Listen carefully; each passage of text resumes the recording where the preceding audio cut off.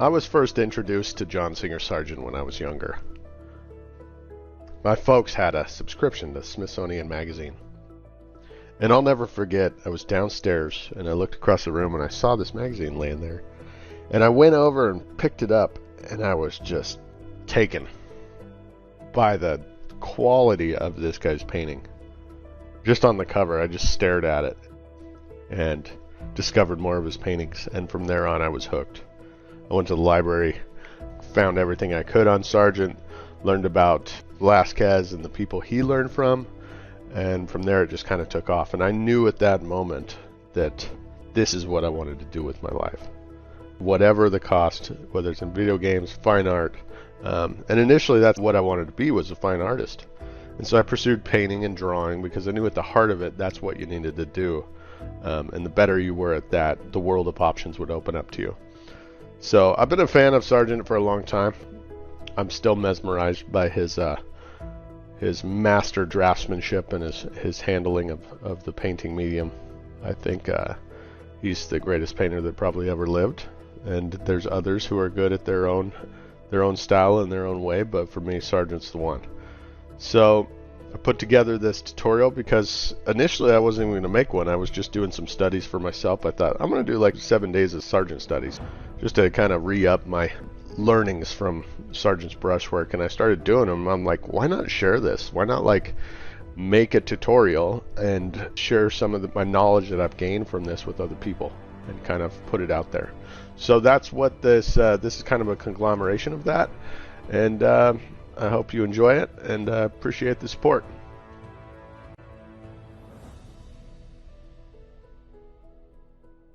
Alright guys, so I've already done a preliminary drawing and kind of set up my file here, which I'll walk you through. And don't worry, I'll do a live drawing demonstration when I give the brush demo, and I'll show you some drawing tips at that point in time. But in the meantime, let me just kind of show you how I set up my file here. I have my swatches. These are color picked from one Sargent painting.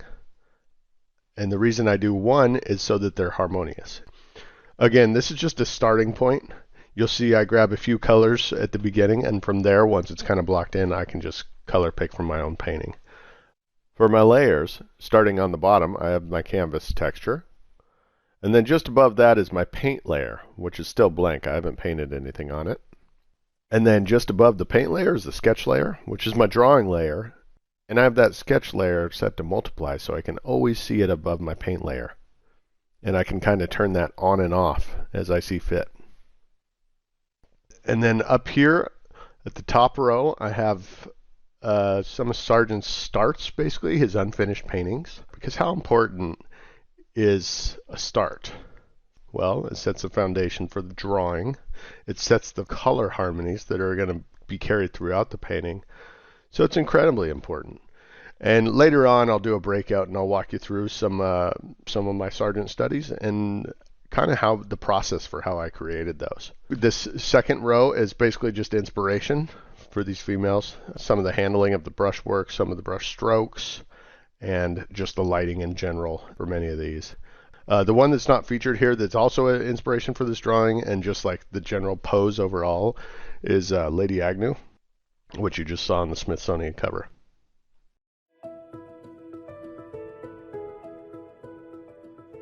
Okay, so you'll see I've indicated the light direction just to the right of the head. However, in my reference, it's clearly a diffuse, cloudy type day. So I'm going to heavily reference the Sargent paintings above for a kind of lighting reference and kind of just adapt it. It does make my job harder in painting this picture because I'm not relying directly on reference for a lot of the form change and lighting direction. It definitely made it a bit more of a challenge. Sargent, more often than not, would block in the background tone first and kind of work it into the hairline and then eventually work in the shadow tones of the face and then finally the skin tone, the lit side of the face. In the notes on Sargent, it's referenced as kind of like making a wig maker's block, and that he's just showing the form of the face and the head merging and flowing into the background without any real details or like eyelashes or nostrils or any of those like focal point details are kind of left out, and he's just showing the general form, almost like a sculptor would kind of sculpt in the forms of a head before he adds any eyelid details or anything like that.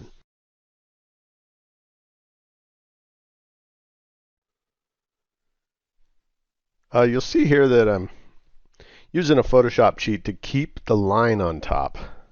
It is a cheat, but one I can guarantee Sargent would take advantage of if he was in this modern day and age, and you should too. The way you do it is just with your line drawing on a new layer, just set it to multiply and put it over the top. Even if you draw into an opaque layer, if you set it to multiply, it should show through. The darker line should show through to the ones underneath. One thing you can be certain of is there will be a variety of brush strokes in Sargent painting. That's what keeps it fresh and alive. There's a contrast of size of strokes and direction of strokes.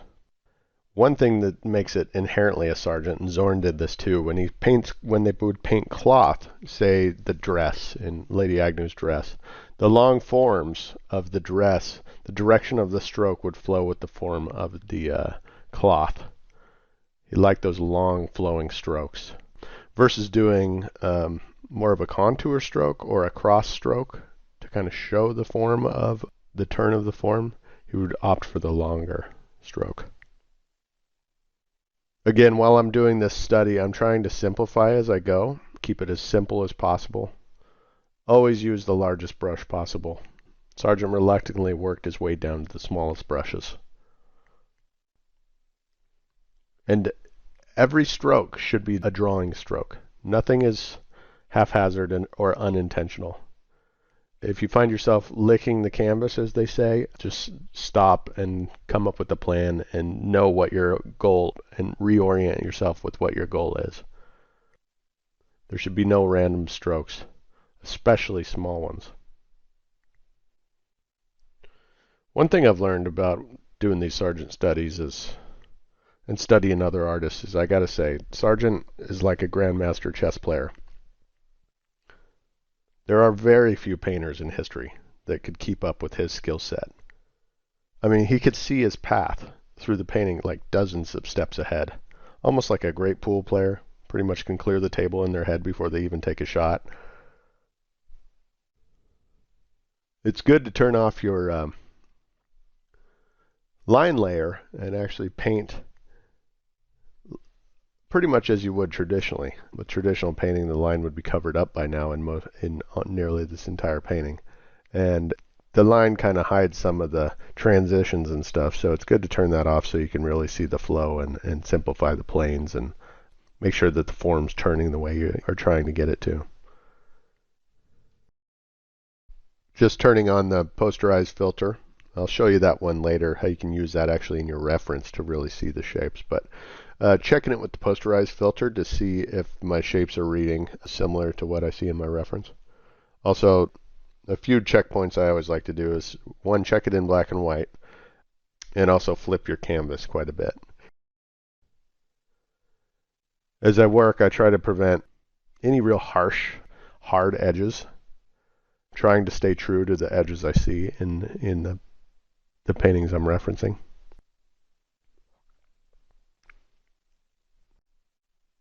If you guys are curious about how I'm creating some of these edges and softening down some of these edges, not to worry. I'm going to go over a whole brush demo towards the end of this tutorial, so look for that.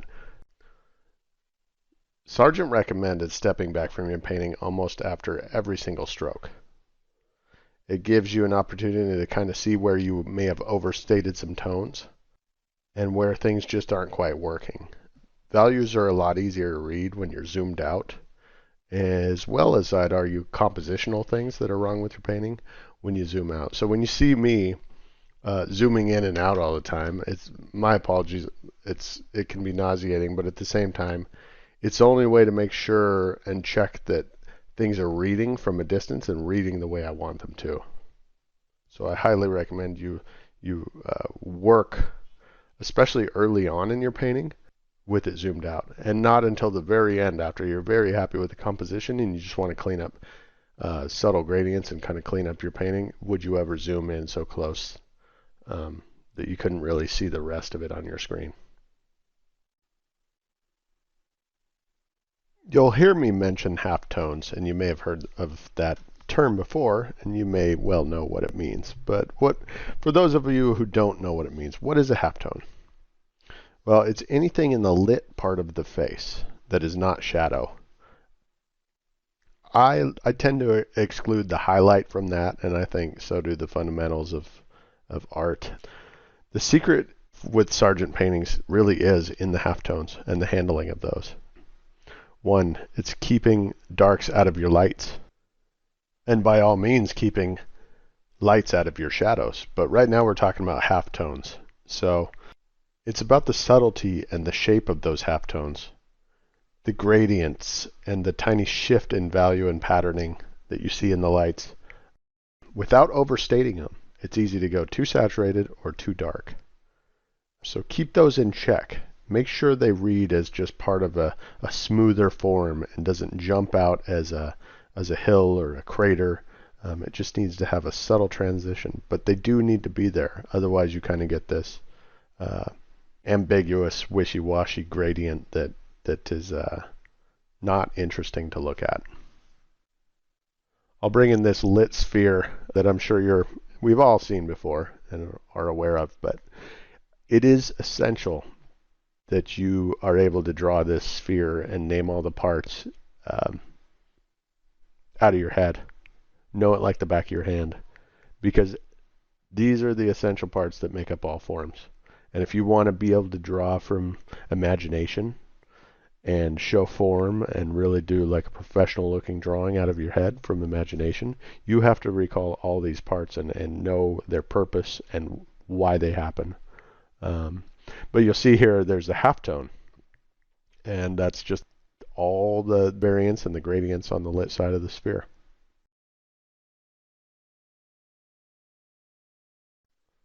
Sargent was a master of seeing subtleties in shape.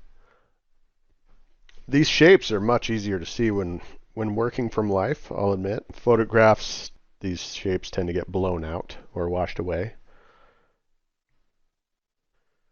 As I look around my studio, my office, I have life paintings. Most of them are, pretty much all of them are like half-finished life paintings because they're only 3-hour sessions with breaks. But you can see the patterning all throughout, the modeling of the form and stuff, and I can see the clearly delineated shapes I've shown to kind of show the form of the lights. It's quite prevalent in when painting from life, especially when you have a single light source. Again, it all goes back to painting what you see and not what you know. Trust those shapes you see.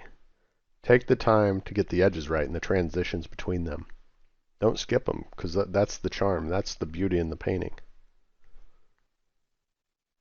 You'll see when we get into, and I start defining these planes and these shapes and these transitions, as well as the accents, that's what gives the charm.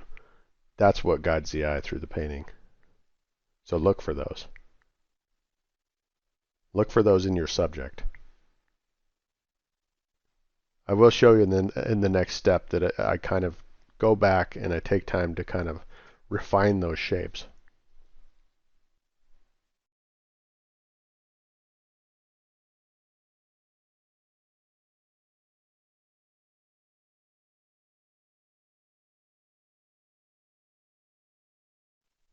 You'll see here I'm using the largest brush possible once again to kind of block in the lips and the lip tones that I see. And then I've created a new layer, and then I can erase back because I used such a large brush I couldn't execute all the edges at once, so then I had to cut back. But it makes for cleaner paintings when you do it all in one brush stroke. One other thing that's very important when painting humans is as the skin transitions from light to shadow, if you don't put a nice warm accent there like you see on the left cheek, see that kind of pink right before it goes into shadow, if you don't put that there, your painting will look muddy. Don't neglect that.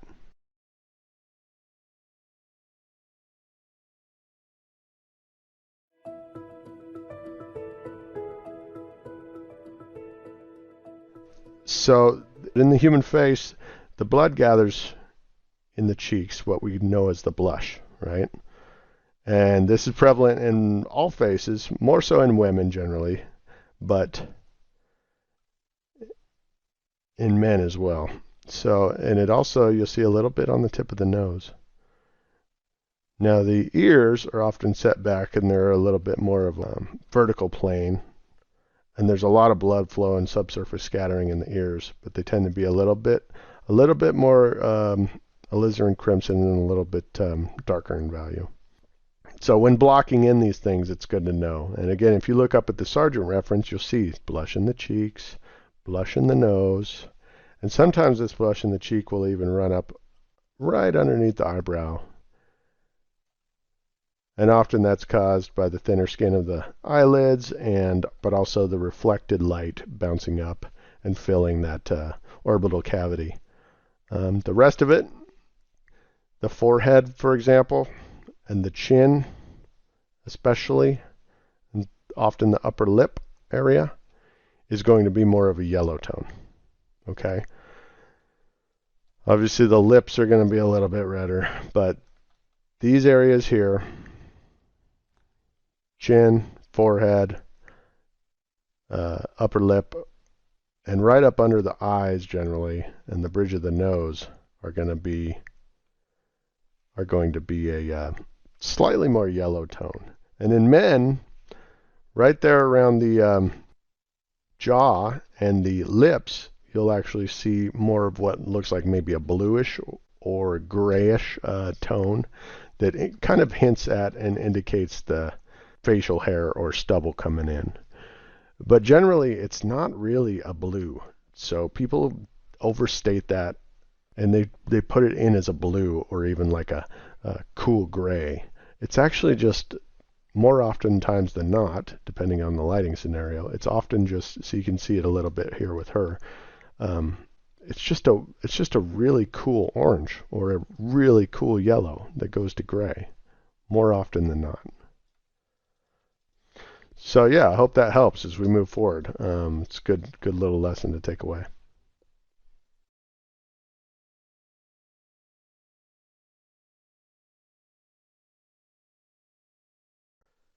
You'll see here I'm kind of roughing in the middle eye values, kind of blocking in the iris, and about to put in the whites of the eyes. Don't want to push the values too much until I really get all the forms and the placement how I want them. And I recommend you save this step for as late in the painting as you can. But as you can see, I got most of the skin tones kind of blocked in. There's certainly not, there's no edges set, if that makes sense. It's all kind of like soft, and you'll see I'm going to go in and restate where I want everything, which is probably one of the most important steps other than how you start. A great tip I learned from Richard Schmid about the whites of the eyes and what color to choose to create those is actually that the whites of the eyes are the same value as the surrounding skin tones underneath, generally. But just a little cooler. And often they're still warm. It's just a very, very cool orangish color, if not just gray. The tendency is to make them too white. So keep them within the realm of the lighter skin tones that are below it. With oil painting, you have to get your placement precisely right when you're blocking out, say, for example, the eye sockets and where the eyes are going to go. There's no clone stamp tool in traditional mediums, so you can't really change the scale or push a whole entire eye up or down. Sargent would, if he made a mistake on an eye or the placement of it, he would basically just have to scrape that whole section back and repaint it from scratch. And he was known to do that many, many times. You'll notice I'm working mostly in middle values right now. There are some darks, which is due to blocking in the background, but for the most part, I'm working in middle values. You don't see the lightest lights just yet. And Sargent heavily recommended this to his students, to work in middle values, no darks or lights at the beginning. And you kind of want to sneak up on those at the end when you put in the accents and kind of refine the painting. The reason for this is because if you put in those contrasts early on, it'll be extremely easy to start overstating your modeling in the lights when you start doing some of the halftone work and kind of making the form turn. It'll be more common to accidentally overstate those values. And when I would say overstate those values, I mean make them too light or too dark in comparison to the adjacent value next to it as the form turns and the planes turn. Well, this looks pretty good for the middle tone block in. Let's move to the next chapter and I'll show you how you can start to refine it.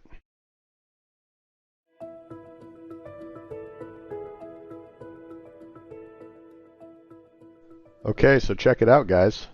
I've jumped ahead. I've put in some accents. We have some pupils, some darks in the pupils. We've got highlights on the tip of the nose. The lips are looking way better. There's a tremendous amount of structure, and things just feel a little bit more plainer. So now's a great time to start paying attention, because I'm about to start showing you some of the secrets of what makes a Sargent and how to take your painting to the next level. My idea here was to kind of show you the change immediately. So what I did is jump ahead, and then I'll kind of break it down and reverse it for you. All right, so here's where we were. Basic block in, a little more detailed than I would have liked with the whites of the eyes, but that's okay. It's digital, so we can always fix it. And then from here, after you kind of block it in with the 90 brush, what I like to do is go in and restate. It's important at this stage to restate your planes and shapes. And what I mean by that is look at your reference or your model and figure out where the planes are, where the form turns, where the shapes you see are. And I'll kind of guide you through that and show you how to find those shapes. One, it's by squinting at your subject, but there's more to it than that, and I'll go deeper into that. Flatten out those planes. You don't want, see, what we had initially and where it was going was a overly worked, smooth gradient. You can't tell where one shape begins and one ends, or even where the planes are, right? But by restating those planes and giving a little bit more chunky guidance, juicifying it, if you will, it really helps kind of guide the eye through the painting and give it interest by making it a little bit more plainer. The next step is to bring in some accents. And by bringing in those accents, boom, also adds a little more interest, a little more contrast. And notice I haven't even dropped in the pupils of the eyes yet, or the specular highlights, and it's already looking better. Notice what happens to the lips. Suddenly they look more plainer, a heck of a lot more interesting. A little bit more clean up in the lips, but where you really see it is here's where I bring in the pupils. And it gives more life to the painting. And I start cleaning up some of the rougher edges around, and it just kind of refines and restate once again the planes and the things that I was establishing before. And then last but not least, we'll zoom in a little bit. We drop in the specular highlights. And once again, specular highlights are smaller than you think. So paint your specular highlights small. You can go white or you can go almost white. Just depends on your light source. So for the lips, if we look at where we were and where we ended up, see, kind of round, no accents really, kind of poorly painted. Just went in and softened some edges where necessary, made them more plainer, and made them more interesting. A few tips on lips. Lips are soft edges. The accents are found in the corners. Richard Schmid says, paint them soft like that, and they will look like they're about to open up and speak. One other thing to know about lips, they are round. However, don't paint them that way. Look for the planes. Make them plainer. Paint the planes. They have more contour than any other facial feature. While they are one tone generally, they are not one tone, one color. They are a vast variety of value and planes. So make them that way. Paint the planes. For lip reference, I recommend checking out Vanderpool, the Human Figure book, as well as Bridgman. And I'll put some of those links in the resources folder. And I like the books a lot, but of course you can just Google these guys and get most of what you need. One caveat is the spelling of their name is Vanderpool. The pool is spelled P-O-E-L. And with Bridgman, there's no E in there. Much like the eyes, there's always, and that they're always soft, there's also a entry point. And that entry point on lips are generally the bottom sides, right here, where there's a soft edge where it flows into the skin tone. That is a great opportunity to allow the eye to flow into the form. You'll see it in a lot of great paintings, and just in life. Just look for it in life. Here's an opportunity for the eye to flow into the form with a soft edge. It's not always there, but it's one of the softer edges. So exploit it when you can. Looking back at where we came from and where we are, we define the nose quite a bit. Almost too chiseled at this point. We may soften this edge over here to kind of show the rolling form. But for now, I like the way that it looks holistically, so I'm not going to touch it. Beautiful noses, models' noses, are chiseled. They're small and chiseled. However, round noses, like we were getting at here, are bulbous. And if you think of like somebody with liver damage or alcoholism, they have a round bulbous nose. It has no real form or chisel to it, and it's not pretty, right? So if you're looking at making an attractive nose, try to figure out those planes. And when you say chiseled, it's the planes that you're talking about. Nail the planes. Hit that specular highlight at the right size in the right spot, and you'll have a beautiful nose. As for the eyes, let's look at where we came and where we ended up. So we just blocked in the general base tone of the eyes. But here we have what we could call finished eyes, all the way from eyebrow down to the bottom. And they should be painted that way all at once, right? You block in the underlying tones of the eyelids and the eyebrows, and then you put in the real strokes over the top, so that everything underneath is already set up for you to go. Things to look for when painting eyes. Okay, let me grab my brush here.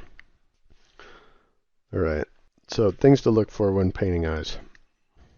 The pupil, generally, we use a nice light color, because of the shadow from the eyelid, generally has this type of shape. At least in Sargent paintings, see? Because of the drop shadow of the eyelid. Because it's already so dark that this cast shadow that you see here and right up here under the eyelid, it kind of extends that, but it's already so dark, so it kind of has that shape. I already mentioned the specular highlights are small.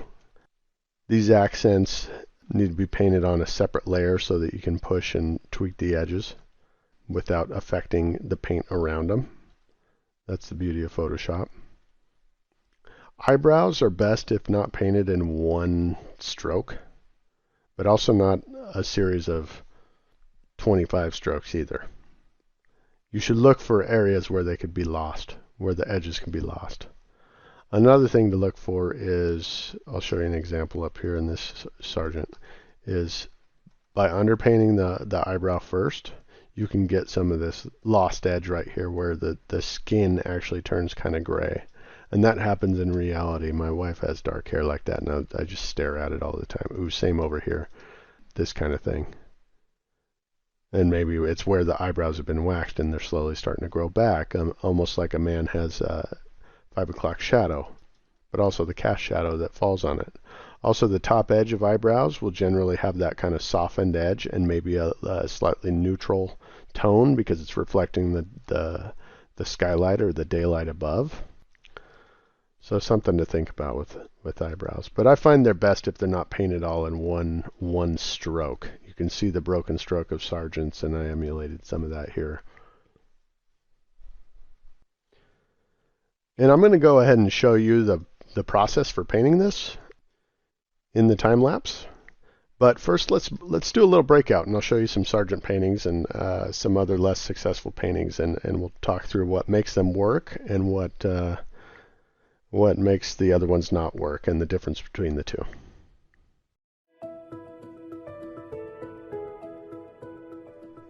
Alright guys, I'm going to walk you through some Sargent paintings and kind of illustrate what makes them successful in some ways, as well as we're going to look at some other painters that weren't quite as successful. The first thing we'll look at is Sargent is a master in many ways, but one common mistake that artists make and that Sargent never makes is he always keeps his darks in the darks, in the shadows, and his lights in the lights. Meaning that the form flows from the light side to the dark side in a smooth, even gradient. And not only that, the value patterning is that which it can read from across the room, and you still can make out the perfect form and tell who it is. That's essentially how you tell who somebody is the general shapes of their head and the value reads you get from those. So he does a good job of keeping the lights clean and simple, and yet still gives them defined shapes and doesn't overstate the values. Let's take a look at another artist that wasn't so successful. And I believe this is Jarod Liberace, a good painter in his own right, but again, we're comparing against Sargent right now, so that's for our intents and purposes, that's the comparison. You know, he chose to stylize this in a way that he did, and that's fine. It has some merits on its own. But in relation to a Sargent, I would say that this is less successful and that there is a lot of variance in the lit side of the face.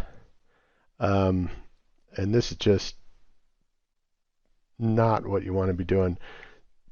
It's got a lot of overstated tones and temperature changes where there shouldn't be.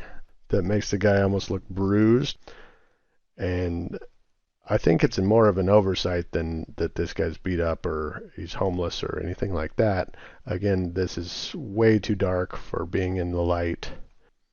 Yeah, just the variations are and the shape patterning. There almost is no shape patterning other than some of these specular highlights he's dropped in.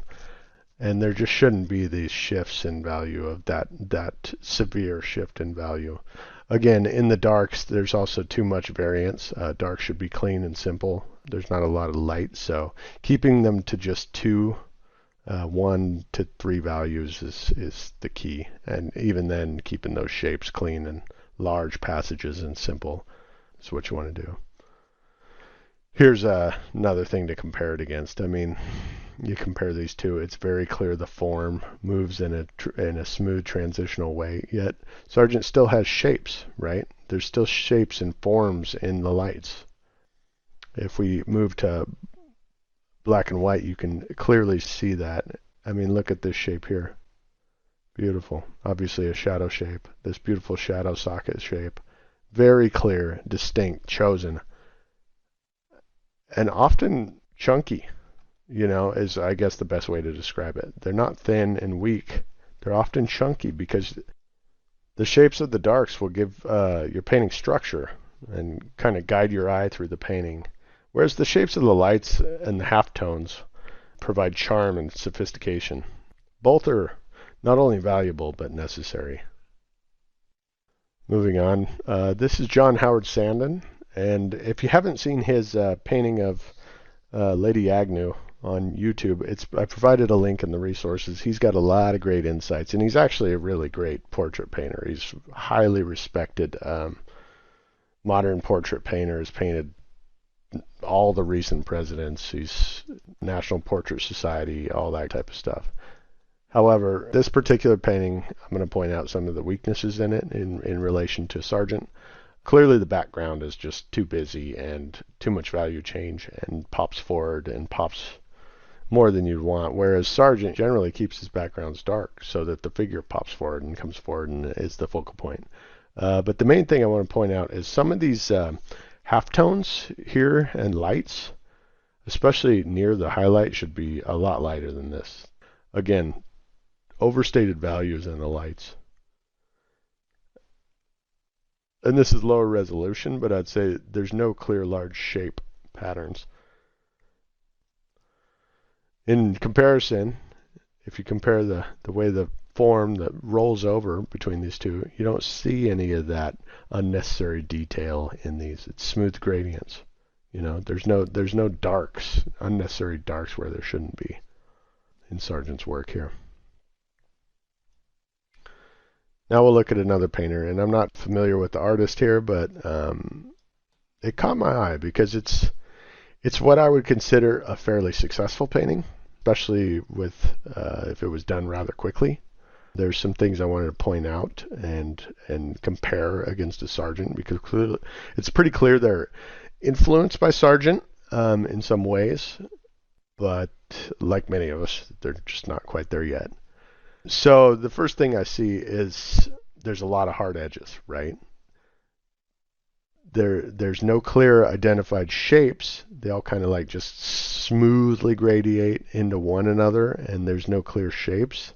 He did a good job of working his brush work in a lot of cases into one another, but yet all the edges feel a little bit samey, and there's no hierarchy of edges, and it's just not quite graceful enough. Right? There's just too many hard edges where there probably shouldn't be, and not enough edges where there should be. The specular on the nose doesn't pop. It looks like he's overblended it too much. This region in particular is just overworked and too smooth and has color variance and smoothing that doesn't need. Some of this is just glazed in, these cools, and the cools are just overstated. I mean, they're basically blue, whereas I talked about before that the cools in the beard and stuff should be just kind of like a grayer green, or a grayer warm tone. There shouldn't be, just in this environment, in this lighting, there shouldn't be these blues like you see here. The ear doesn't have any defined shape, and again, if we go back to some of Sargent's work, there's just clear definition. He's made a decision, and I would say that's prevalent in all great work, and I'd even argue it's better to be wrong with the shape than to be wishy-washy, or in this case have none at all. So let's compare it against some Sargent paintings here, and you'll see what I'm talking about. Specifically, these two is what we can focus on because they're very similar in both lighting. Right away, I mean, you see he's got clear defined specular highlight with a variety of edge to it, whereas his is just all softened. Again, Sargent has clear defined, although this is more of a sketch than a formal portrait, Sargent has clear defined shapes of the plane changes, and that's what these are, plane changes. Again, in this one, it's just overworked and muddled when you compare. The lip here, some of this lip stuff going on, specifically this soft passage here into the lip, I actually really like. What I don't like is this frayed shape here that really has no attractive quality to it. Sargent often uses chunkier shapes like this that are clearly defined and have a clear shape to them. Again, another frayed shape right here with that eye that's a little stabby. You can see that these accents above the eyelid were put in early and then overworked because he had to adjust the value or the painting of the eyelid. That's common. The eyebrow is clearly overworked with too many tones and colors and values, and soft edges and no hierarchy really. Again, this glazing of this yellow tone, almost like he got the memo that, oh wait, the forehead should be a little more yellow than the cheeks. Again, you can just see how this has been brushed over and painted and overworked, whereas this almost feels like it's one stroke and then a softening with one with one brush stroke and then left alone. Then probably the thing that bothers me the most about this particular painting, though, is this hairline, how samey it is. There's no curve or variety to the shape of it, which I find it not really believable. But yeah, this should have some flow and some value change and some shape change as it goes into the forehead, as well as some of this transitional value that shows where the hair is a little bit transparent, showing the skin underneath, which he's got a tiny bit right here, but again, it's understated, and that's pretty common. One last thing is the specular highlights of the eyes are too big. That's a commonly made mistake that can happen. It wasn't until I started studying Richard Schmid and Sargent that I noticed how small the specular highlights of the eyes are. And I think part of that is just because when doing studies, even from life, us artists rarely ever get to the point where we get to put the specular highlights in, because our model's gone by the time it happens, and then we have to study from photos. And when we study from photos, I mean, they're using huge soft boxes versus smaller light sources, and especially if they're professional photos or flash photography or just bad photography. But in real life, the specular highlights from a single light source are going to be really small. And so you'll see that within Sargent's work, Schmid's work, great portrait artist work.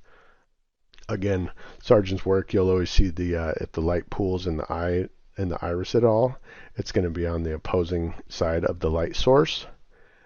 The light side often has this accent, dark accent that runs on those sides, which he caught here. So he's clearly paying attention. Moving on. Again, just incredible shape language. Let's talk a little bit about shape language and accents. Again, if you compare the previous hairline to this hairline, you can just see the variety in shape and thickness as it goes in and out. Something to watch for and try to work in your own work. Let me jump back to this one because there's one other thing I caught as we were flipping over. This value transition to this side of the lip over here is just way too severe. It feels like it cuts backwards into the face. And there's one other thing I wanted to talk about. Again, part of the problem here is he didn't paint the background into the form of the hair and work those back and forth in some places, and thus he left this bright white canvas showing through underneath, which pops with more contrast than pretty much anywhere in the painting. So, and I doubt that's where he intends you to be looking at these random parts that are showing through.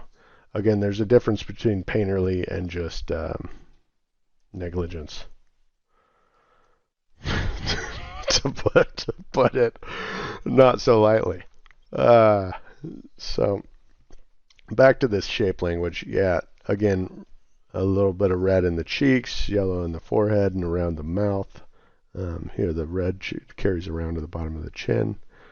Red in the ears, gathering in the ears, because those are the areas that gather more blood. Again, but what I want you to look here mostly at this painting is the shapes. Okay? Look at these shapes. Look at these clearly defined shapes. There's none of this previous kind of like brushy finger scratchy spider leg thing coming off of it. It's clearly defined chunky shapes that allows your eye to read it clearly and is decisive, right? And it doesn't just go from straight light to the dark. There's numerous steps in between. If you look at it, here's a shape. Here's another transitional shape. Here's another transitional shape. So it's almost like stepping, but with an interesting shape to it, right? Beautiful little accents. Again, a transitional stepping shape here. But previous to that, there's a transitional shape here.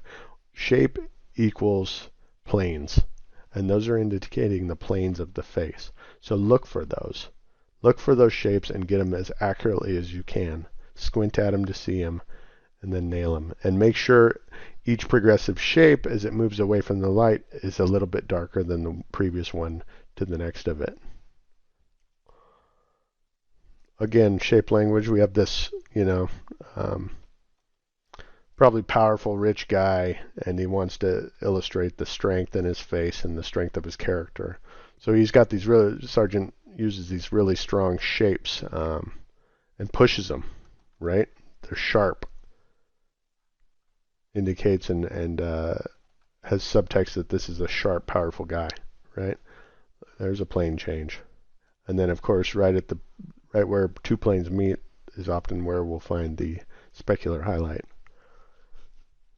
So again, you can just see all these strong shapes, and I've outlined them here. Here's another one. Fantastic shadow shapes as they transition to shadow. No, it's not wishy-washy, it's clear. Even though there's a subtle value change between this one and that one, they're clearly defined. And it suits the design of this general guy's face, from his kind of ski jump style nose to the shape of his collar and his pointy chin and just his jawline. Useful, sharp features. There's beautifully drawn mouth here.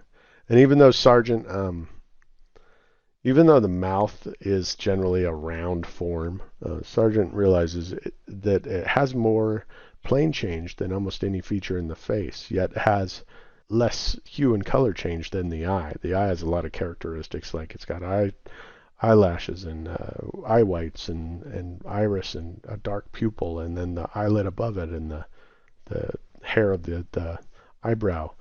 So there's a lot of hue and value change to the eye, and that's what makes it so complicated. But I'd argue that the second most complicated thing on a human face to paint is the mouth.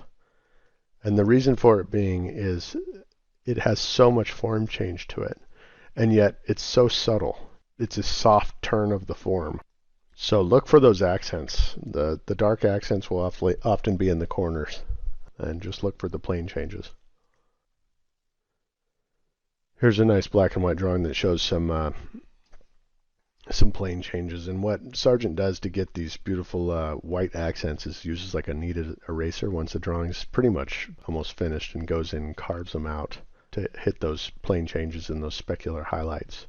Really impacts it. And I would say it's the yin and yang of these dark shapes that he puts in to not just guide the eye, but also show the recessed shadows and cast shadows and lines and core shadows of the form and the piece. But it really guides the eye through the painting, and it's a signature to Sargent.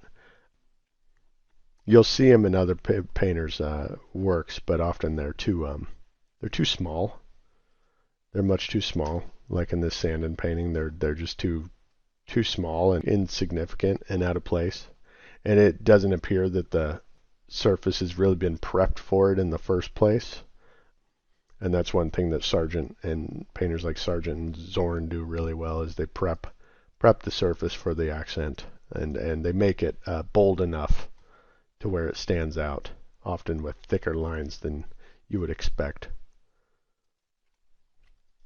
Again, just some of those rich, dark, thick forms that help guide the eye around the painting. Here in the jacket, and even where you might not expect them. Just bold lines, elusive. So in review, let's talk about some of the pitfalls that you can avoid. Too many values, right? We saw that in this painting where there's just too many values in the darks and too many overstated values in the lights that don't belong there. Lack of painting strokes into one another, kind of using a paint by numbers form where you get these edges that aren't fully complete. There's that. Yeah, where you just kind of paint up to the edge and it creates too many hard edges. Lights in the darks, obviously, we just keep going back to this. There's lights in the darks over here that's, even though it's a reflected light, it's just too severe. Like, that's way too light to be in the dark. And vice versa, the darks in the lights and muddy values in the lights. Careless attention to transitions. An example of that would be this form here that's just overworked. The transition of the specular highlight here even this transition here, there's no real clear defined shape where there should be. Also, the biggest flaw I see that I didn't even point out here is there should be a transitional step shape here, and there is none. It just goes basically like flat, really flat chin here to just dark as can be. So it doesn't really show the form properly. No hierarchy of edges. Again, in that previous painting, there's no clear hierarchy of edges. You don't it's all the same. This edge is all the same around the hair, right? There's no variety or variance. This hairline is almost all the same. Whereas if we look at this one, look at the variety in this hairline. Look at that. I mean, even the shape I just drew there kind of just illustrates that there's so much variety. And when I was talking about the stepping of the chin, you can just see it here. See now that this transition to shadow, there's multiple steps to get there. Yep. And just too many hard edges. That's very evident here. There's just too many hard edges. In the eyebrows, in the lips, too many hard edges. But I think that about does it. We'll get back to the painting. Hope this taught you a few things, and thanks for hearing me out. All right, let me show you kind of a cool trick to help you see the shapes and planes of the face when working from photos. I find when working from life it's a lot easier to see, but we don't always have the luxury of working from life, and sometimes we need photos to work from, whether it's practice or whatever else. So what you do is you go to Image, Adjustments, Posterize, and you just kind of start playing with these levels and looking at the levels. And you'll see that it really simplifies the image. We'll go with 6. And it just kind of simplifies the image so that you can kind of see these shapes developing. If you desaturate it, kind of get rid of that garish colors. So we can just identify the value structure, that this value that runs through here, right, is pretty much the same value that operates in this area here, as well as here, and on the chin there you can see, and so on. And if I turn on the color, you can see it's actually pretty similar in color as well. So it identifies some of these planes for you if they're ambiguous and hard to see like they are in the image. Now, you wouldn't want to operate and paint your picture with where everything has these harsh edges like you see here, because it wouldn't look good. It would look ridiculous. But it does help to show you where some of those subtle changes can be, and where you can kind of shift your halftones a little bit as you go. I'll kind of flip it back and forth a few times so you can see. And you kind of see where that shadow develops. And it's good to actually paint it with some value steps, and then kind of like soften those edges as you go. It also works for identifying some of those darker shapes. You can see there that same value and color and tone occupies that space there, and it shows you the shapes to kind of block in. So yeah, it's kind of a neat little trick you can use if you're having trouble identifying the shapes and planes. Okay, I'm going to go ahead and crank up the speed to overdrive so you can kind of watch this process unfold. So you'll notice I start with the bigger planes. Again, I'm restating the larger planes and kind of looking for the shapes that define the form and the planes of the face. I want it to have more structure versus just being rounded in the smooth gradient.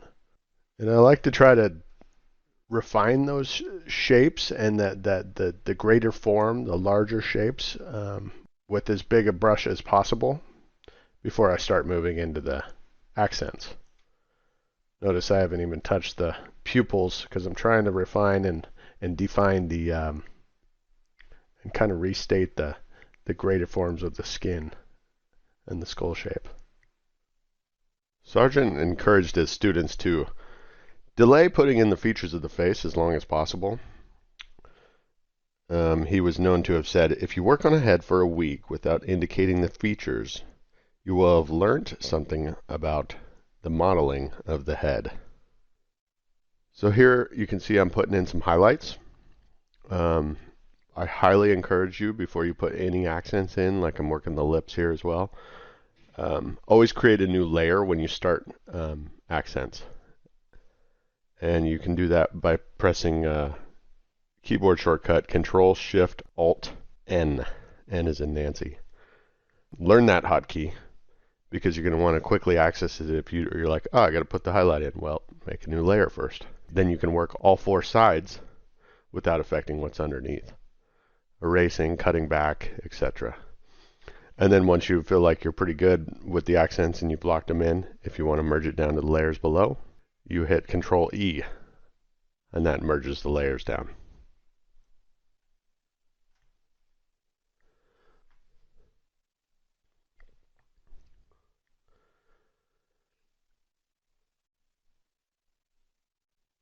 Alright, well you can see here I'm putting in the darks of the eyes. You'll notice that I used the largest brush possible and then cut back. Obviously I did it on a new layer so I wouldn't affect what's underneath. And same with these kind of beautiful accents on the side of the bridge of the nose. You can kind of use the same accents layer as long as the new accent you're putting in isn't anywhere near the previous accent you were putting in. So that way when you're cutting back or erasing, it doesn't interfere with it.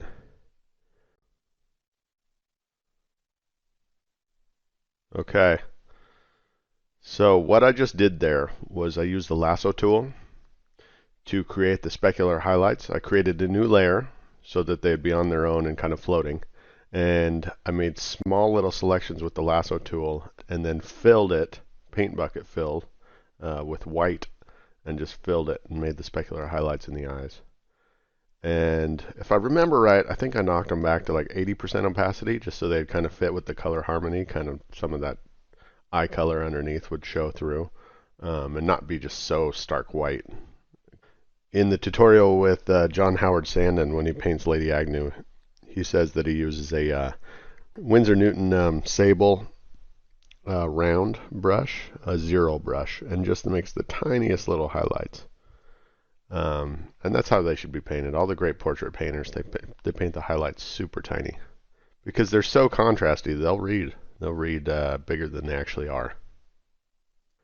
At times I will use, if I have a really hard edge, like if I really want to put the sharpest edge in the entire picture in, I will use a lasso tool to define the shape and then cut back and soften some of the edges afterwards. That's a great tool to capture the sharpest edge in your painting. And you should always strive to just have a hierarchy of edges, right? So there's one edge in your painting that's just is the sharpest, and often it will be right near the focal point, and often it will be right where a specular highlight meets a cast shadow.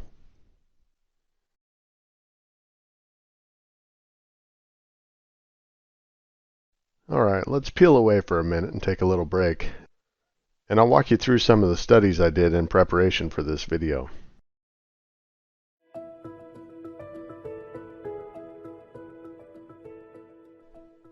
All right, let me walk you through some of these Sargent studies I did in preparation for this video. So in this particular one, I used a similar method to what I did in the painting video, which is I started in a way that Sargent often used for his formal portraits, in which he drew a line drawing on the canvas, the charcoal, and then kind of took a cloth and knocked it back as he went. So you'll see here I did a highly accurate drawing, took my time plotting out all the points, started with the horizontal eye line, and then plotted out the width of the eyes and how far apart the eyes were based on those. And then you can see these vertical lines are actually to plot the points of the mouth. Sargent was a master draftsman. It's really important to not be laissez-faire with the drawing at any point in the painting, but especially at the beginning. I cannot emphasize it enough. Don't be lazy at the beginning. Take the time to get it right. 20 minutes of highly accurate drawing, measured drawing, can save you hours of fixing down the road. So if you're working from reference or you're doing some fine art, I highly recommend just take your time with the drawing. It'll pay dividends down the road. So then the next stage would be to do the block in.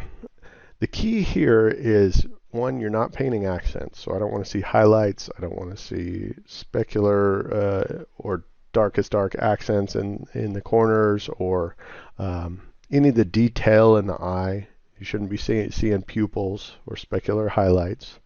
This is just an opportunity to kind of like put in a patchwork of color that's accurate and as direct as possible, but stay away from the accents because you got to save those for the end. And as you're blocking in the color, don't be afraid to work the color over the lines, right? If you look at these lines right up here, you'll see that I painted well over that with the hairline, the dark of the hairline. Because you're going to always be drawing. And likewise with the other side, the skin goes way over the edge. You want to work the color into one another so you get these soft, fluent, beautiful brushwork that kind of works back and forth rather than painting right up to the edge like a paint by numbers type system, if that makes sense. A lot of amateurish work, you'll see that they just painted right up to the edge. So you got all these unnecessary hard edges that really don't mean anything or actually suggest a plane within the image. So they're just false. They're false edges, and the transitions between them aren't accurate. It's good to work the color into one another because you can always go back and refine or restate that plane or that shape later. And then once you get the block in done, you can move into finishing the painting. This one I'm only going to show you 3 steps, so here's the final. But you can see the difference between these two. In the middle stage, the block-in stage, I haven't put any of those highlights. I haven't put any of those darkest darks. I haven't put any eye detail or any accents whatsoever. You need to save the beautiful features and accents for last. I can't stress the importance of that enough. It's a little easier in digital in that you can just create a new layer and keep those accents only on the layer. But it takes some serious diligence to actually not paint other stuff on that same layer. Because in oil painting, you can't put an accent like this on the painting and then go in and paint around it. You'd have to work all the edges back and forth as you went, and thus you'd end up destroying the accent. Or like this beautiful work he did in the eyebrows, or this one here above the eye. So always save those for the final touches. The next one we're going to look at is a little bit different way that Sargent would start a painting. And I think he reserved it more for when he was doing sketches and studies of things he wanted to paint, which wasn't necessarily the case with this particular subject. It's just how I approached it.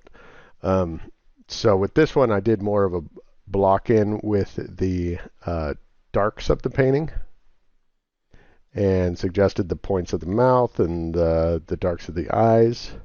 You'll see that these eyebrow lines actually serve a purpose later, and that they kind of show through the skin tones around them, which is something Sargent did often, especially with his sketches, and probably worked it into his more formal portraiture as he became a more advanced painter. And then I just did the block in, kind of blocked in the tones, always refining and restating and drawing as I go, checking the drawing, and until you get to the finished piece. And again, save the accents, save the highlights for the end. The next one, Lady Agnew. Funny thing about this is I actually posted this little time-lapse video to social media, not even realizing that the painting is flipped from what Sargent created. It's just because I flip my canvas a lot when I'm working, and I guess I lost track of what way it's actually supposed to be facing, because I had the reference on my same canvas. So this one I used a little bit more formal method in that I did the kind of charcoal drawing underneath, just being as accurate as I can. Always drawing that kind of cross to find the vertical and the horizontal of the face orientation. And then just start blocking in the forms and working the paint, the different colors into each other. That's how you get these great passages. And always use the largest brush possible. That's just key. Sargent reluctantly worked his way down to smaller brushes. How else are you going to get these beautiful passages, right? And just refine as you go, avoiding putting any accents. I mean, we're this far along and I haven't even indicated the whites of the eyes or the pupils yet. You can still see my underdrawing. In this particular painting, I didn't keep the line drawing on top with multiply to turn on and off. I put the painting down as accurately as I could, and then much like a traditional oil painting, I just started painting over it. And once it was gone, it was gone, and I couldn't recover it. And I think it's good to work that way because it keeps you focused on always drawing. It's easy to get lazy if you have a line drawing over the top, like I do in the video, that you can turn on and off and on and off. You won't be as focused on the drawing as you go, like Sargent had to be when he was painting in traditional medium. Again, just blocking everything in. Still don't have the speculars of the eyes, but at least I put in the whites and the pupils. And just refining and refining. Just moving things around. Flipping the canvas, seeing what's wrong with it. I remember this. I flipped the canvas and I was like, wow, her jowl looks all heavy. So I brought it in a little bit. And these subtle tweaks like this, again, the forgiveness of Photoshop as a medium, you can just literally clone stamp. But Sargent had to be so deliberate with his drawing and accuracy because he didn't have a clone stamp tool. He would have to scrape it all off and paint it again if it was in the wrong position.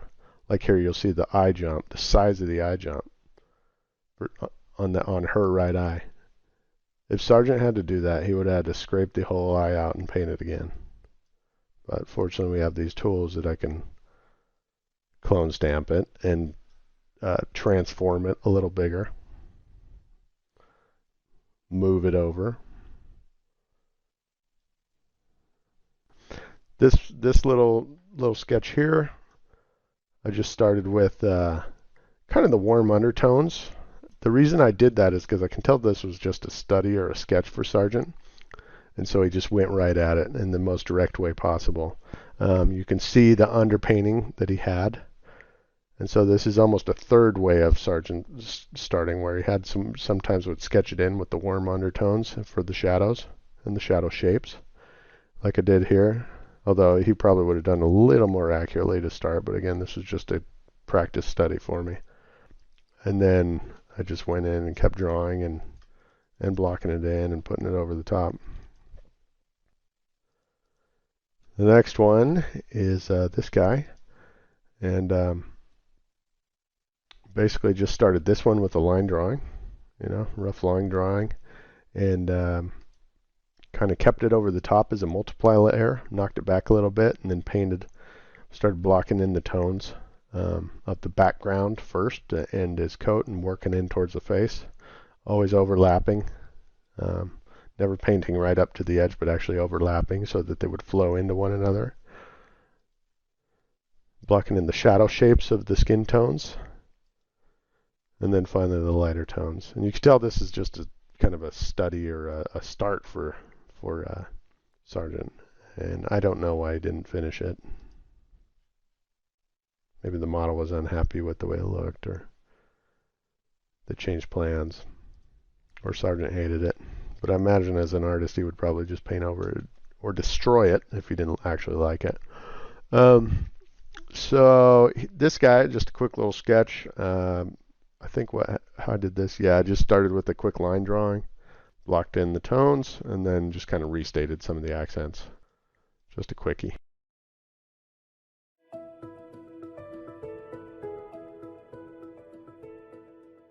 Okay, so we're going to move into finishing this painting and blocking out the clothing here and the shawl. Essentially, I'm thinking of her clothing here as 3 values.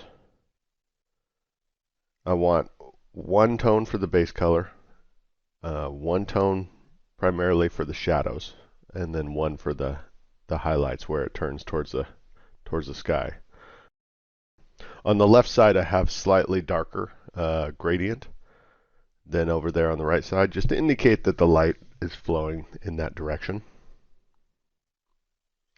You'll see that I blocked it in with the largest brush possible, of course.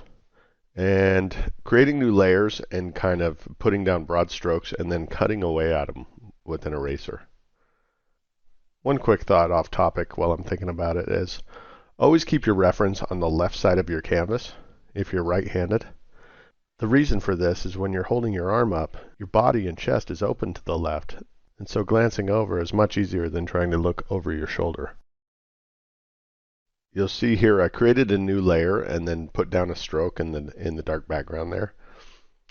And what I'm doing is trying to adjust the hue saturation and get the tone and color right according to the value and color system for this particular painting. And then I'll erase that, color pick it and erase it and use that tone as my highlight. I chose to go with this more of a gray shawl than the reference indicated, which was a blue. At this point in time, I don't know if I stuck with the gray or kind of color shifted it back towards blue. I may give it a shot.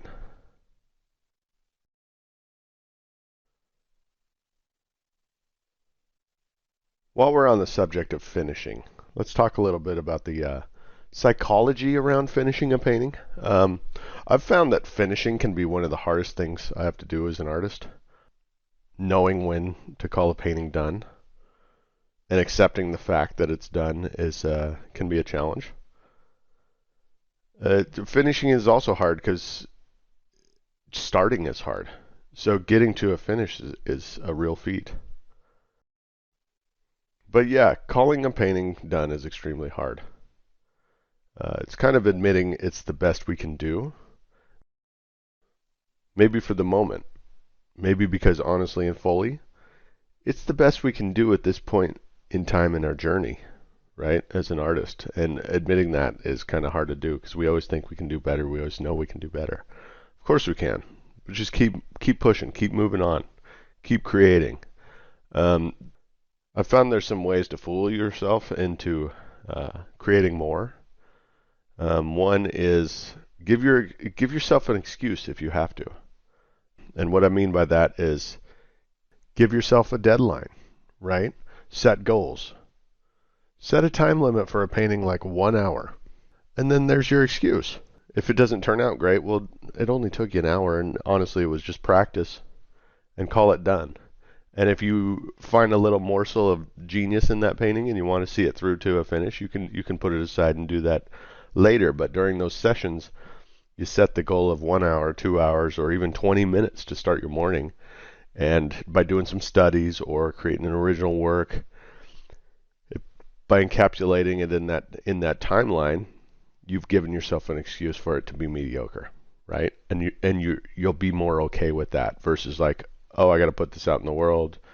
I worked 30 hours on this painting. It's still not that great. It's not ready for people to see it. And all that worry that goes around it.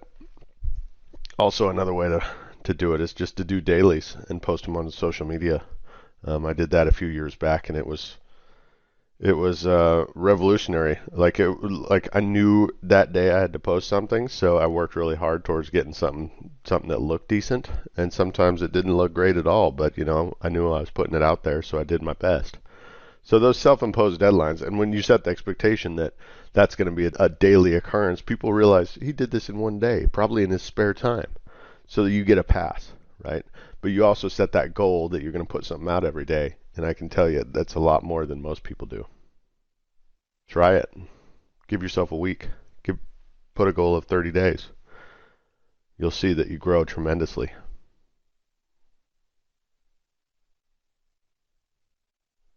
Sargent talked about having 100 canvases laying around.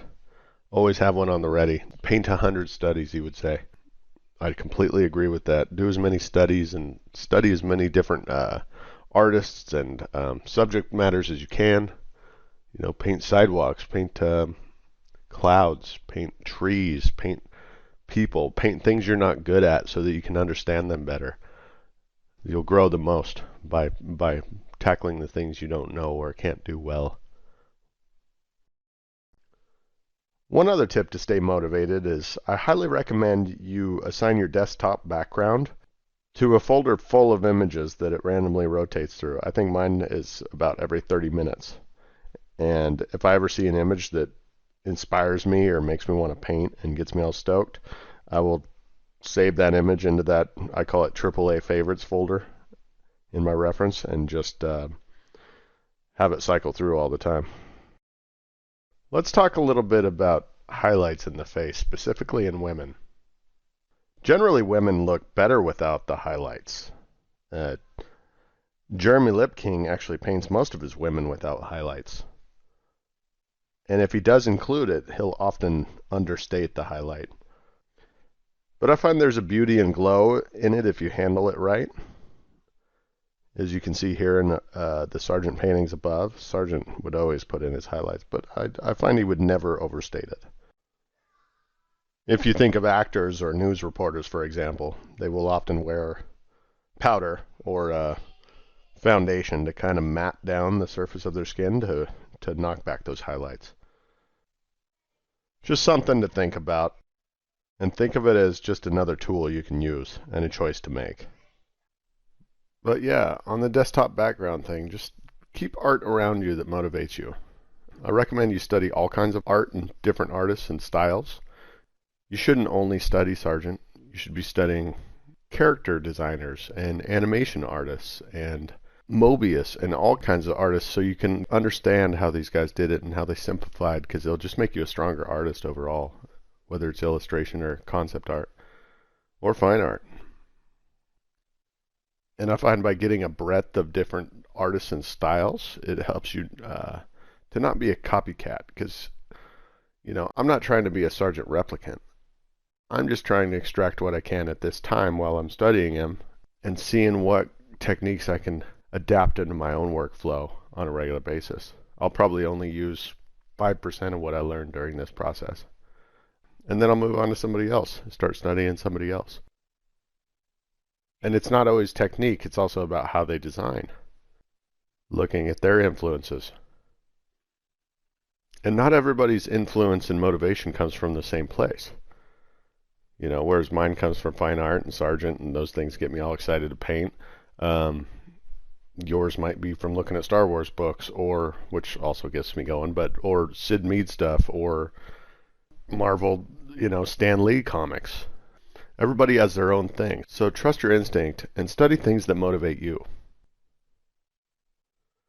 One other tip I'm not sure I mentioned, when painting eyes, be careful about overstating the iris color and value. I see it often in amateur work. They really want the eyes to sparkle. And so in that light fill underneath the pupil, the color of the eye, say somebody has blue eyes, that circumference of color that goes around, that's the iris. And a lot of times people make that bottom part too bright, too saturated, and it'll pop forward too much. Keep it subdued. By now you've heard me mention don't overstate the halftones. Don't overstate the halftones and the transitions. One way to practice this and avoid that, and again that means in the lights, the subtle transitions of value and planes in the lights. To not have those too contrasty, because then it just all falls apart. A great way to practice that is actually to paint clouds, big cumulus puffy clouds. Do cloud studies. And the reason for this is because they have just an awesome variety of plane transitions and subtleties in the halftones where you can hardly tell that the form's turning or that the light is shifting. But if you overstate it, you'll know, because the cloud will start looking too contrasty and those transitions will start looking too severe. So yeah, do some cloud studies, because it's great practice for learning to not overstate those halftone transitions. I find it's helpful to make a list of things you want to study or paint and just kind of have it there on your desk, because I know with myself, sometimes I'd step up to my computer and I'd be like, I don't know what I want to paint. But I find if you have that list there of things that you want to study or paint, or a Pinterest board of things you want to study, then it takes that guesswork and that decision making out of it. And sometimes decision making can be the hardest thing as an artist. And just nibble at it every day. It's about frequency over duration. So you don't have to do it a long time. You know, the best baseball pitchers in the world, it's not like they throw all day. They'd tear their arm off. So just a little bit every day, or even every other day. You do that, you can make it. If you're interested in learning more about Sargent's techniques than what I cover here, I recommend you look at the booklet in the package I provided. I received it from the artist Thomas Jefferson Kitts, and I was really impressed with the quality of the material and just how it's all put together. So I reached out to him and asked him if I could share it in this tutorial, and he said go for it, by all means, which was super generous of him. In the process of painting this, I wanted to try to give her a more formal blouse or dress or something like Sargent would have back in the day. I actually made a few efforts here. I'll throw them up on screen. Just a few block-ins here. And all I was trying to do is see if it was working. Where I really had trouble was the hairline. It wasn't so much the blouse. I could make that and the neck work, but what to do with the hair? I'd completely have to change her hairstyle because how her hair falls, one, it's probably kind of tucked into the shawl on the right side of her face, and then how it kind of drapes in front. After doing the block-ins, I would step away and come back and look at them, and it just was too far off. I was trying to fake it and trying to pass it through, but it just didn't resonate, and it didn't match the quality of the painting of the face, so I just stuck with the original shawl. After all, this is more of a demonstration on how Sargent would paint the head and handle edges and that sort of stuff, and less about painting clothing. So I just went with the original shawl after a few miserably failed attempts, which is okay. It was good practice. I'm kind of happy to see myself finally doing the hair. There was that bald spot in the front that was just driving me crazy for the longest time, and I took forever to get to it.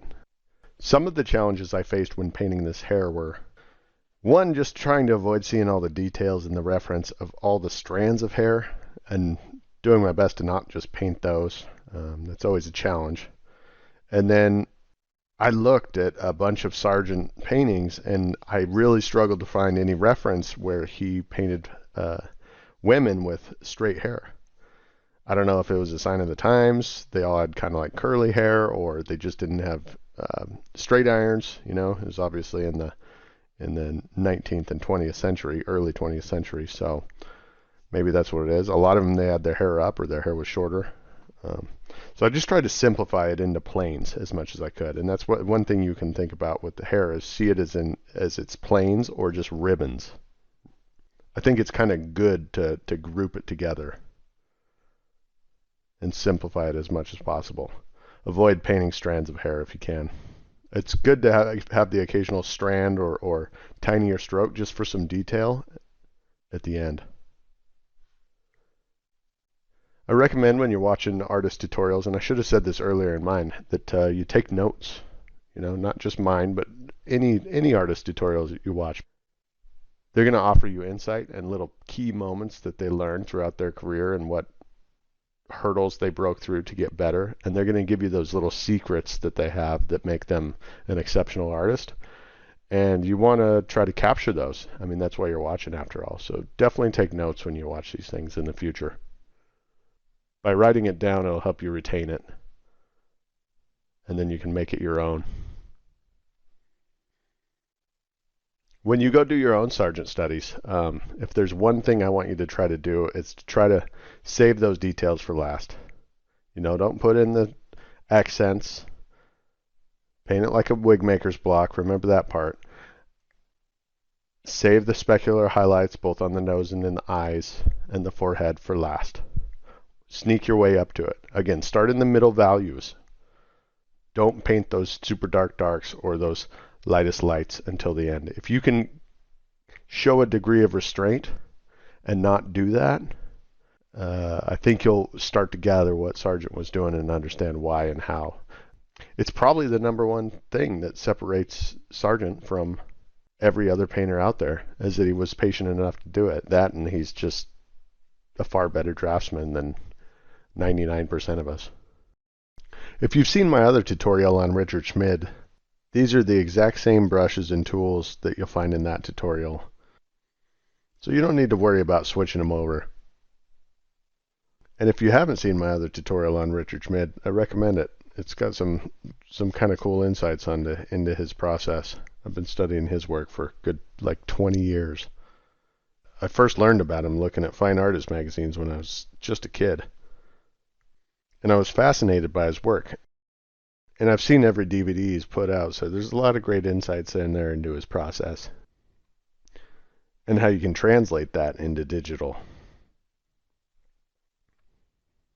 One thing I didn't mention in that tutorial when I was recommending books was the famous artist course. Fantastic series of 4 books, 3 or 4 books, going back to the golden age of illustration. And you talk about Richard Schmid. He actually took this course, sent in the work as a young artist, and learned from all these guys.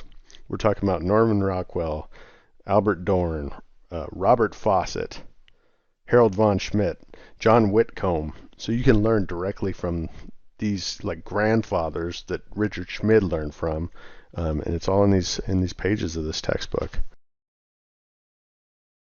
Sometimes what happens to me when I'm reading educational books, if there's too many assignments, I'll kind of get bogged down.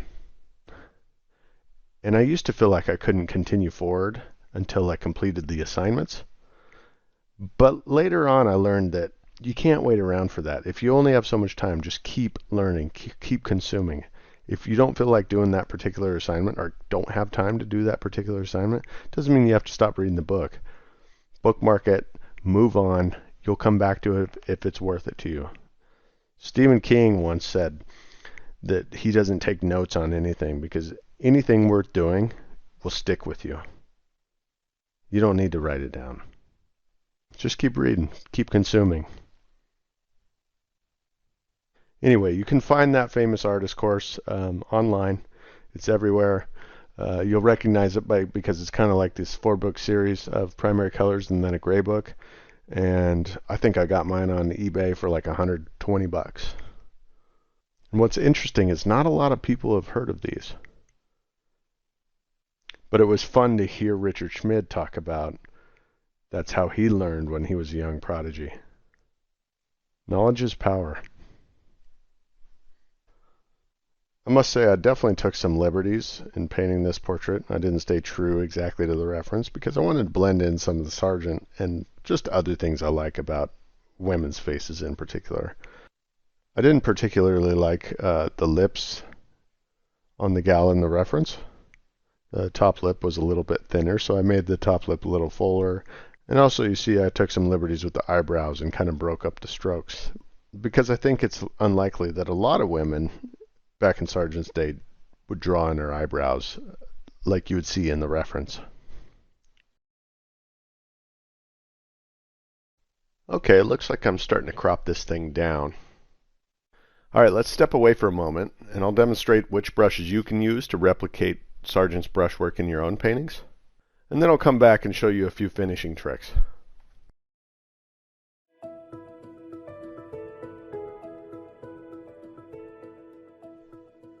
Alright guys, I'm going to give you a quick demonstration about which brushes I used in this particular painting, as well as the ones I found most useful while doing those Sargent studies. So let's go ahead and grab Lady Agnew, and I'll show you which ones I would use to create this painting, and any others. So the first brush I'd grab, and almost always use for any kind of drawing really, is either this 9 brush or this little 5 brush here. So the first thing I always do on a front-on portrait is I'll establish the eye line and how it relates to the horizontal. Okay, I'm going to kind of speed up this drawing process, but I want to take a moment to just point out a few things and talk a little bit about drawing. If you're watching this tutorial right now, then you know it's what all the great artists have in common: incredible draftsmanship. And if you strive to paint like them, well, then you have to draw like them. I recommend you slow it down. Measure carefully from the start. You get those first measurements right, everything will be built upon that. It's something I was lucky to have figured out early on, very early on when I was a little kid. I once read And I think it was Andrew Loomis said, your ability to draw people will directly reflect the amount of money you earn as an illustrator or artist, which holds up pretty good today. I mean, there's 3D artists, there's all kinds of different artists, but for me, it certainly rings true. The very best make the most money. When drawing, I highly recommend you utilize your verticals for seeing where things line up, as well as your horizontals. Drawing is simply getting things at the proper angles. Sargent was obsessed with draftsmanship. He went at it with surgical precision. It's evident in his work, and it's fundamental to his process. He never went anywhere without his plumb line. And if you don't know what a plumb line is, it's basically a weight on the end of the string that you hold at arm's length. And it helps you see the verticals and where things line up. For example, if you're looking for where the corner of the mouth starts, if you hold the plumb line up in front of your model, you'll often see that the corner of the mouth begins just inside the eye, next to the iris, on a front-on portrait.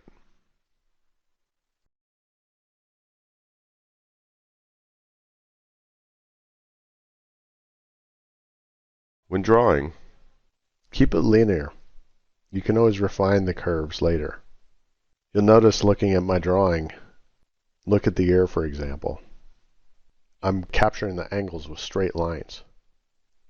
Get the size, the proportion, and the shape right, and you'll have nailed it. These are just some random thoughts on drawing. They're kind of what guide me, and I hope at least one or two of them resonate with you or help you in the future. Alright, so I'm going to go ahead and show you the brushes I found most useful when I did those Sargent studies, and the ones you'll need to kind of do the same and bring some of Sargent's brushwork into your own. Honestly, there's only 5 brushes and a few blender brushes, and really you could get away with like 1 or 2 of these brushes and just 1 blender brush. But I'll show you the ones I use to create this painting, and then you can choose which ones you like best. So the first one, and the most important one of all, is going to be this 90 brush. Here, let me go ahead and turn on our swatches and bring these guys down.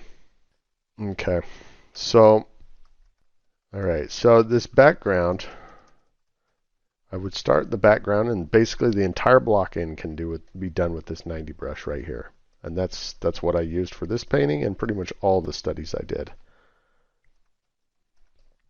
And you just kind of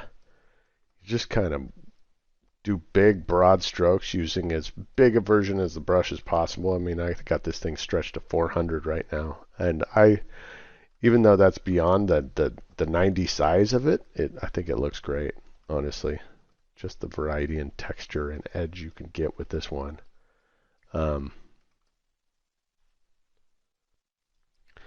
And you want to work it kind of back and forth with overlapping strokes,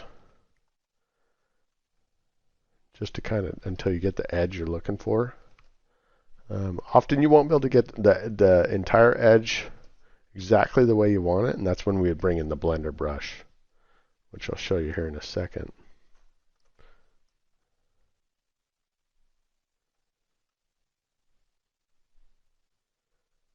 So you can get a nice softened edge, pretty dang good. Then the blender brush that I use is the blur tool here, and I have it set to Y key on my keyboard, and it's nice, just with that almost like a feathered touch. You just kind of want to work this one back and forth. If it gets too smooth or too blurred out, a lot of times I'll just Control Z it. Honestly, Control and Z are the most worn out keys on my keyboard. Anybody who's worked in Photoshop probably feels the same.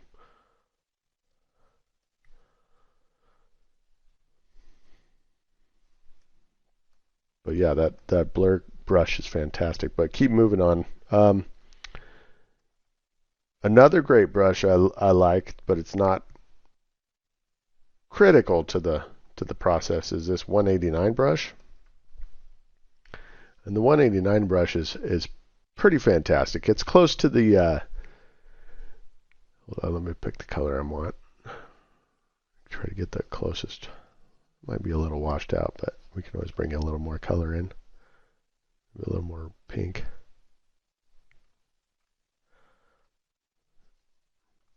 This one's not as good for blocking in. Like, I wouldn't use it for the face right here, but what I wanted to get at was it is good for kind of working this edge. If you look at it, basically see how the left edge is always softened and the right edge is sharp. And same with the top and bottom edge. The bottom edge is softened and the top edge is sharp. So I find that good for kind of softening a left edge. Or if you want to go and cut in on the right edge from the right side, you can do that. So that's what I like about this, but it still has a little bit of that grain to it, that noise effect, which I really like. We'll go back to the 90 brush briefly to block in some skin tones like I was doing, just so we can create a few more edges to work with. Bear with me.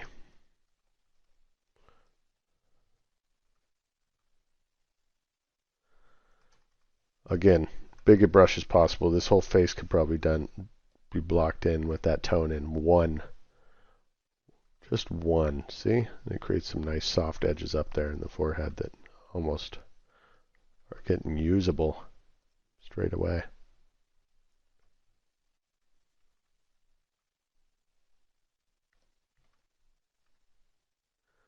Just a great brush to softly work the color in with overlapping strokes.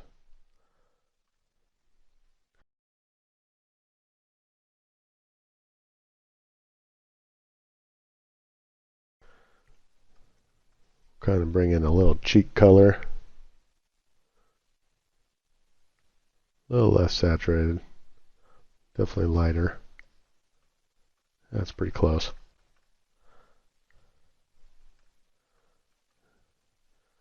Moving into the shadow side, it's going to be a little darker.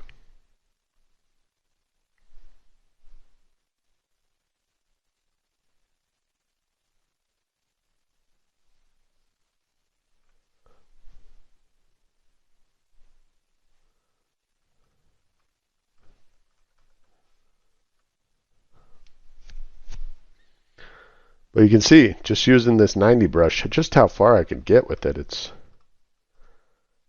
pretty amazing, actually.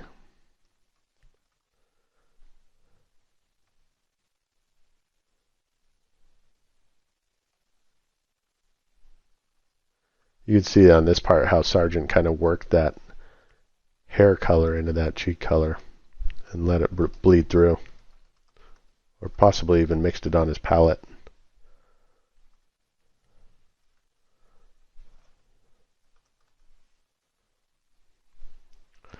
I'd argue the magic for Sargent happened on his palette and in his drawing ability. A large margin of it, anyway.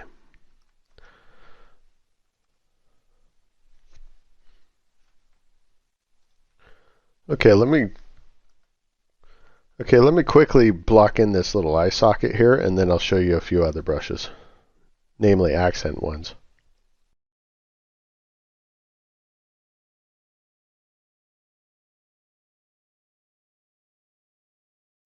Okay, let's pretend we have that eye socket all blocked in just the way we want it, so we can start laying in some darker accents and the pupil and eyebrow. One of the great brushes I really like to use is this other 90 brush down here. And what I love about this one is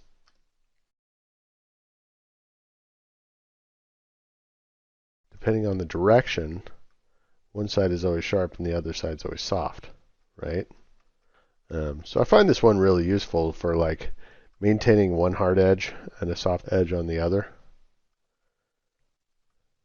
So you could do the eye, right? Kind of block in the eye with that. Because that edge isn't perfect, we can always come back in with a blur brush.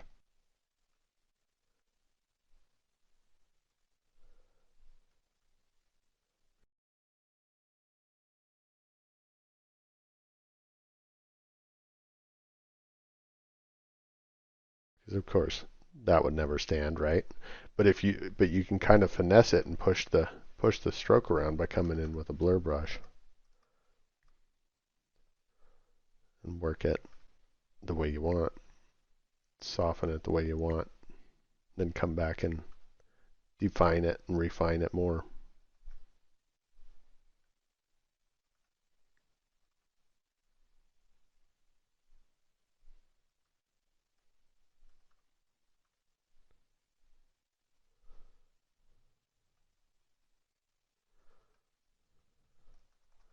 Right, so I found this one pretty useful when I was doing the studies. A little more greenish.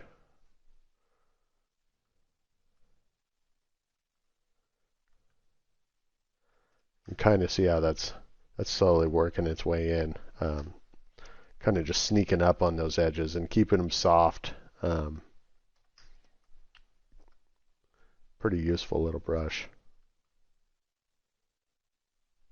And it's very pressure sensitive. I find it's really useful because it's very, very pressure sensitive. So you can kind of sneak up on it the way you like. So yeah, that 90 brush is fantastic. Another brush I really like to bring in texture was this 143 brush down at the bottom. And this one was more just bringing working texture back into the form. And again, if it becomes too much, you can always knock it back a little bit with the blur brush, but it just creates some nice texture, and you can work that with overlapping strokes back and forth. When things get too soft, namely in the cheeks, specifically in the cheeks, sometimes things would get too soft and too smooth, and I could work in a highlight or something with this, and then work the edge. I found this one just really kind of painterly and great to kind of cut in, and it also works great as an eraser to cut away on a highlight or an accent. So yeah, play around with that one. I highly recommend that one if you want a little more texture than the 90 brush. It's also great along hair edges, especially when we bring in like one of these warm, when you want to capture some of those warm things that Sargent does, where the hair's showing through and bouncing warm light around. I'll quickly show you the other blur tools that I actually like, and that is Blur 12 is pretty great. I find it good for pushing paint around, but I find it good for just kind of if you need to I need to push a little more blush over onto the nose, or push an edge up a little bit. I find this one really great. But again, if you turn down the opacity of it, like I knocked it just in half, it actually becomes a good little edge softener in its own. So it's kind of a multi-purpose thing. At 100%, you can really push an edge, push the hairline back, push this, push the paint around a little bit is almost what it's like. But at half capacity, it really is good for softening edges. The other one blur tool I use is Blur 04, and this one I find if you just want to have a little more tooth, add a little more tooth to it, I find this one works really well. Again, play with the opacity. I usually keep it between 60 and 90, just depending on how much I want to soften edges. And play with pressure sensitivity, of course, with your Wacom tablet or Cintiq or whatever it is you use. I guess what I really intended to do was actually play with this hairline with this edge softeners when I was showing you, but Blur 4 brush is pretty good for capturing some of Sargent's hairline stuff that he has going on, because often there will be a little bit of texture for variety. So I really like this one.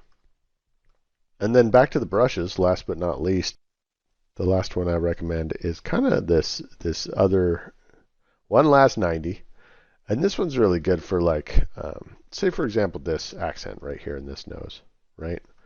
We'll block in this undertone real quick. You can get some nice edge work, so you can soften down into stuff with just pressure sensitivity. Really nice texture to it. But then if we create a new layer, we can go for this color here, and it's great for just creating that kind of accent, right? Just boom. And it's also good for It's much like that 143 brush I showed you earlier, actually. It's very similar. It's just a little smaller. Feels like almost identical brush. In fact, that's what I'm erasing back with right now. Let's see how it varies. Yeah, very similar brush. So you can erase back the accent and see we're just kind of emulating that accent there in the right there in the bridge of the nose. So that's how I do that. Kind of in a two-layer system there. And there you have it. So that's the brushes I use. I encourage you guys to put those to use and try some Sargent studies of your own. Just using those brushes, give them a shot. I think you'll be pleased with the results.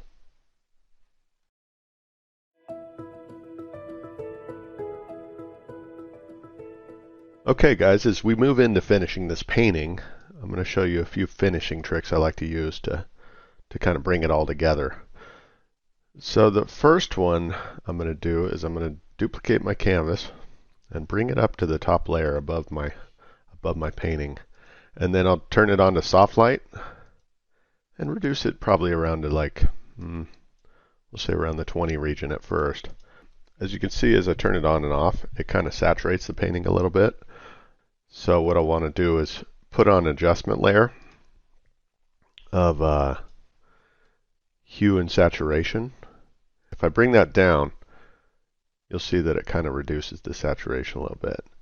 I'm not going to do that so much because actually, while I've been painting this, I didn't realize it at the time, but my monitor has been set to warm. So I've been looking at this painting under a monitor setting that was somewhat warm. I might just kind of leave the saturation up, and then after I finish this painting, I'm going to change my monitor back to neutral. The other thing I notice is it kind of deepens the darkness, so I might adjust the levels a little bit.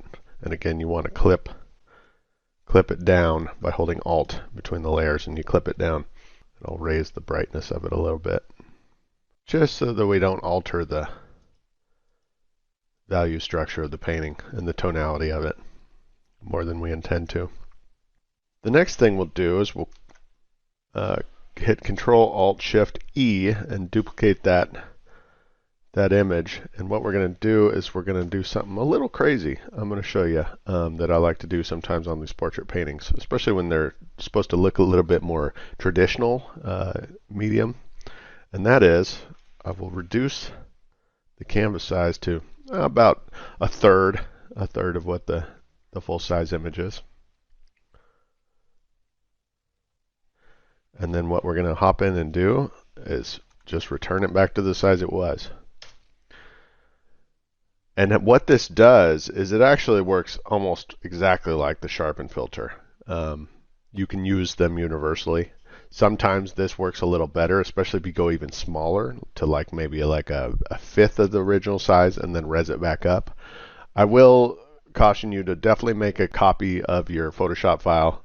You don't want to do this to the original one because if you ever want to go back, it's too late. You've already down-resed and changed the integrity of the painting.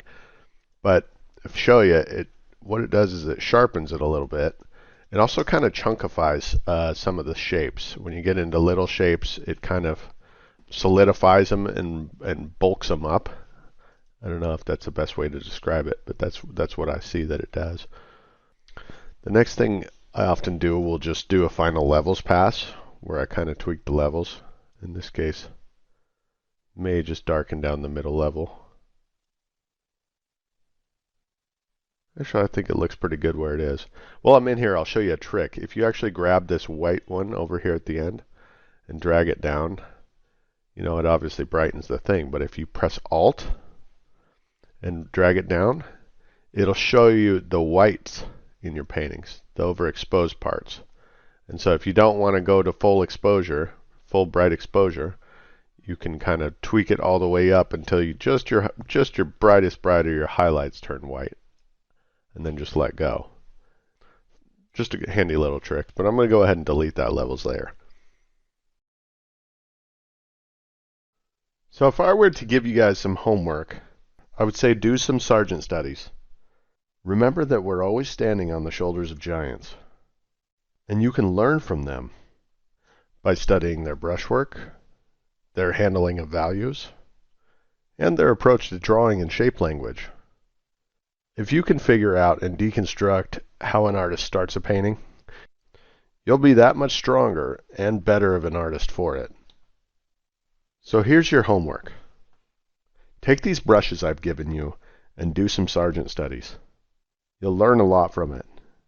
Try doing your studies with and without the color picker. See if you can match the colors. Pay attention. I also highly recommend you study some Sargent drawings, both with the brushes and in traditional media. You could do a Sargent drawing study in 10 minutes in traditional media. If you did that every morning for 2 weeks, you would be miles ahead of where you are now. If you like this tutorial, I would love it if you would leave me a review on artstation.com. Or if you didn't like it, feel free to send me an email. You'll find my email in the resources folder. I would love to know how I can make these better in the future. And with that, thank you so much for your support. We'll see you in the next one.